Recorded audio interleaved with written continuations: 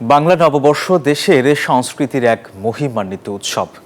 প্রতি বছর বাংলাদেশের মতো প্রবাসেও এই দিনটি উদযাপিত হয় আনন্দ উৎসবের মধ্য দিয়ে। ইতালির রোমে 1432 বঙ্গাব্দকে বরণ করতে নেওয়া হয়েছে ব্যাপক প্রস্তুতি।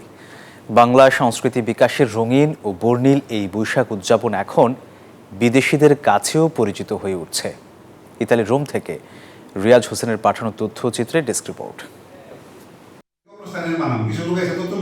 দেশের গণ্ডি পেরিয়ে ইতালির রোমে বাংলা নতুন বর্ষকে বরণ করে নেওয়ার প্রস্তুতি চলছে। রোমের তুসকোলনা পার্কে 27 বছর ধরে তুসকোলনা সমাজ কল্যাণ সমিতির আয়োজনে হয়ে আসছে বৈশাখী উৎসব। এবছরও তার ব্যতিক্রম নয়। বাংলা নববর্ষকে ঘিরে আয়োজকদের হাতে পৌঁছে গেছে বাংলাদেশ থেকে আনা বৈশাখী পোশাক ও র্যালির বিভিন্ন উপকরণ। বান্ডেল থাকলে প্রতি সেনমানিতে টাকা বাঁচবে। বিকাশ সেনমানি বান্ডিল কিনে জিতুন প্রতি লেনদেনে। 14 এপ্রিল দিনব্যাপী চলবে বৈশাখী খাবারের আয়োজন। থাকবে পান্তা ইলিশ সহ বাঙালি ঘরানার নানা মুখরোচক খাবার। বর্ষবরণ অনুষ্ঠানে অংশ নেবেন ইতালি প্রবাসী বাংলাদেশি ছাড়া বিভিন্ন দেশের নাগরিকরাও। বাংলা গান, নাচ ও রঙিন শোভাযাত্রায় অংশ নেবেন রোম প্রবাসী নারী, পুরুষ এবং শিশুরা।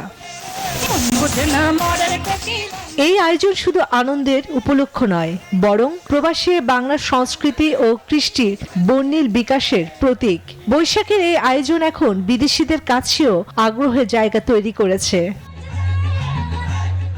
Desk report, news 24।